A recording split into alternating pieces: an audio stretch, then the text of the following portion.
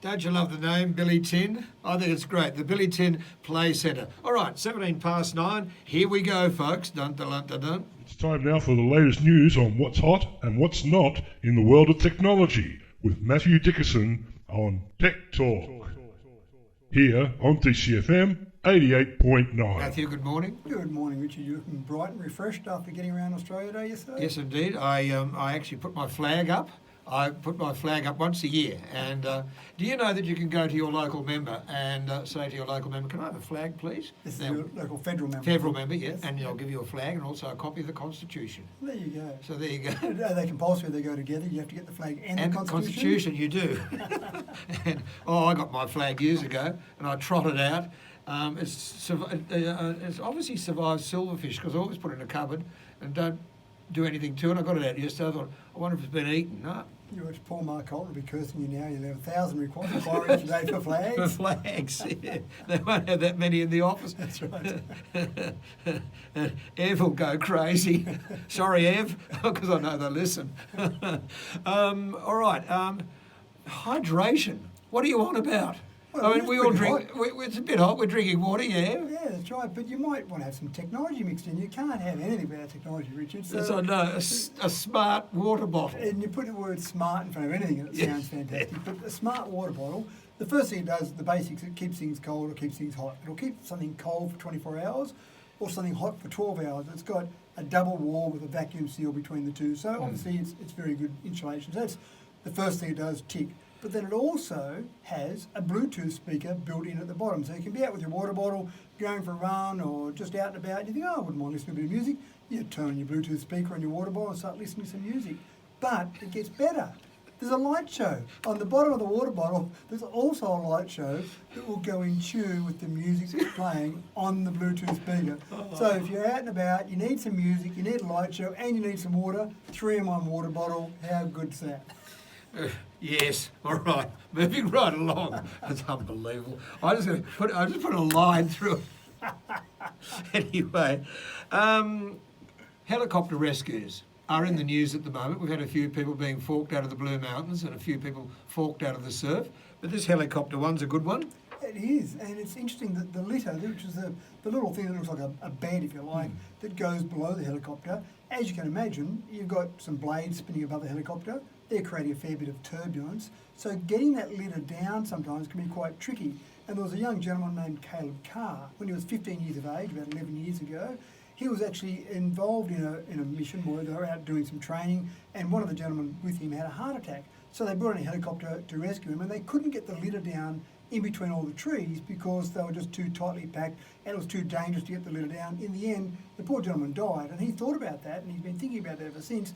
He's created an entire company that's then come up with this invention, which is electric thrusters on a litter. So basically you retrofit a litter. It's got some accelerometers, some gyroscopes on the litter itself, and then 4 fans, 2 at the front, 2 at the back, pointing sideways. And autonomously, no human intervention required, it will basically keep that litter stable. So you've got all this turbulence above, you might be in blustery conditions, it might be out in the surf where it's very windy, or it might be in amongst trees. That litter will stay stable while it goes down onto the ground, load someone up, get them strapped in, and then bring it back up. So quite a clever invention, and at the moment, obviously very new, but I can see rescues you see in the future, you'll see these thrusters installed or something similar installed on litters. Oh, look, I think it's a great idea. All right, now, should people with pacemakers be concerned about the magnets in their phone? I mean, I haven't got a pacemaker. I'm fine, but there's obviously people out there with dicky hearts.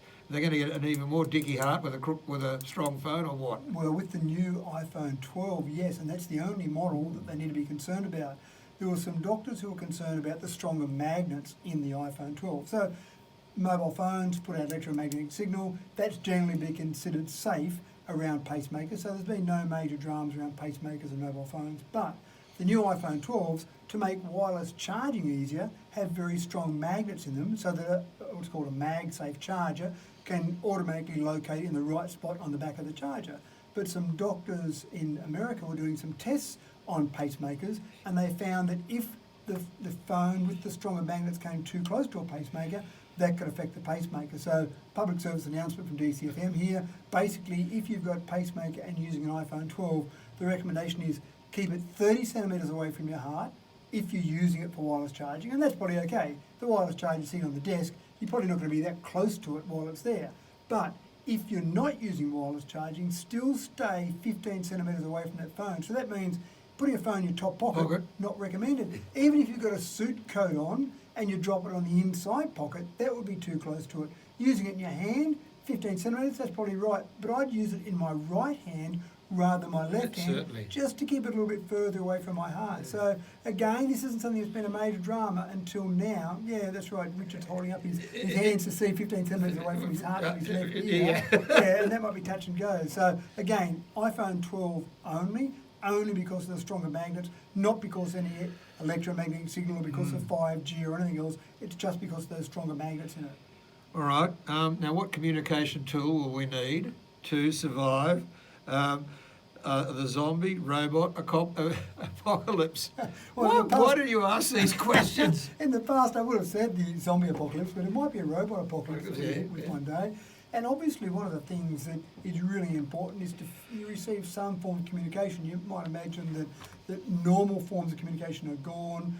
Mobile phones might be completely gone in the zombie or robot apocalypse.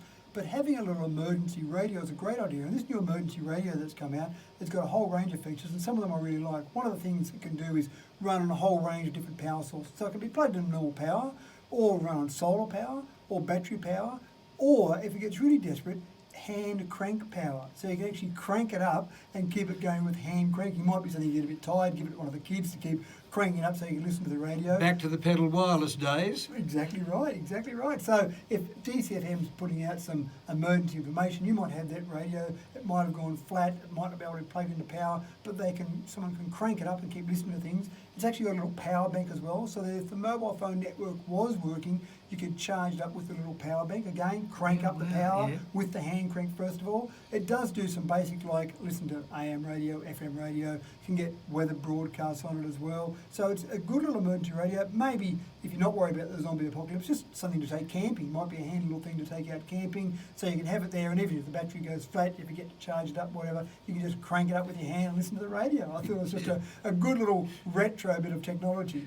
I think so. I've got this vision now of people saying, "Oh, I like that song. I like that. Keep it going," and whining furiously and singing along, and whining at the same time. I mean, I think of the radio they had on Gilligan's Island. I never could work out how they could get 3 years out of a radio with the batteries, but maybe this is the sort of radio they needed. The skipper needed to take on the SS Minnow when he went out and had that on Gilligan's Island then. All right, and finally, what government is taking action to make electric vehicle landscape a lot better in every country? I know you're into EVs in a big way. Yeah, and this is something that we have talked about before, that it would be a really easy decision for a government, any government, to say we've got a certain number of cars in our government fleet. We'll just mandate that X percentage of those cars are electric, and that would do a huge thing in terms of production volume, would bring prices down for everyone. I think it'd be a huge benefit. The Australian government has said, basically, it's going to wreck your weekend. Having electric cars is going to wreck your weekend and going to destroy tradies. But in America, we've got a new president there now, thankfully, and one of the first executive orders. Political comment from you, eh? Sorry. One of the first executive orders that Joe Biden has put out is that he said we're going to replace the government fleet, all government fleet vehicles wherever possible, with EVs. There are 650,000 government vehicles in America. So you can imagine changing all of those over to EVs will be a huge boon for those manufacturers. Now you might think of Tesla benefiting out of this, but they probably won't be Teslas they'll be buying. They'll probably be more likely some of the new Fords that are coming out. The Leaf. The Leaf, exactly right. The equivalent of Australia Post, so the US Postal Service in America, has thousands upon thousands of delivery vehicles out there running around delivering the mail. So what a great place to start. And apparently some of those vehicles are quite aged, so what a great place to start in replacing all of those. There's another company, Rivian, who has actually got some major investors, one of them being Amazon, and they've got an order in with Rivian for 100,000 Amazon delivery vehicles. That just seems like a huge number of delivery vehicles, but 100,000 delivery vehicles were built by Rivian as part of that agreement they've got with that investment. But again, Rivian could be another one that would be competing for this government work. And Biden has also said that he wants these EVs to be replaced with American-produced vehicles. So what a great thing for American manufacturing. So while you had Trump saying, make America great again, Biden's come in, one of the first things he's done is actually put feet on the ground in making a difference rather than some rhetoric or some words that Trump used to rabbit on about all the time. And I'm just wondering, waiting for the American military to have their first EV tank.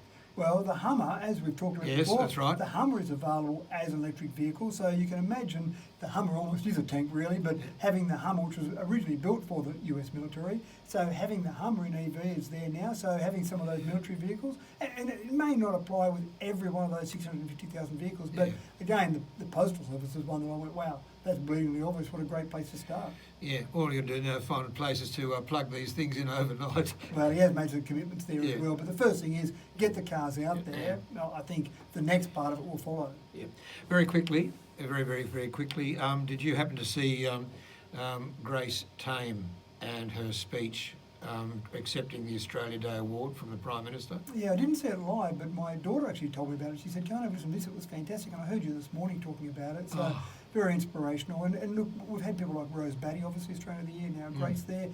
There is a major problem with domestic violence in this nation. Having people like Grace, having people like Rose out there talking about it, hopefully exposes it, puts a bit of sun on it, not to show it in a good light, but hopefully reduce the number of incidents that we see, and to have ambassadors like Grace out there talking about it, I think just hopefully opened a few eyes for a lot of people out there. Yeah. Oh, look, I couldn't agree with you more, Matthew. And it's just inspirational. I've been talking about it this morning. If you haven't seen it, you can get it on iView, I suppose. YouTube, it's got it on YouTube. Just go and Google it. On Yeah, Google it up and just Grace Tame it up and it'll come. Yeah. T-A-M-E. What a brave lady. Mm.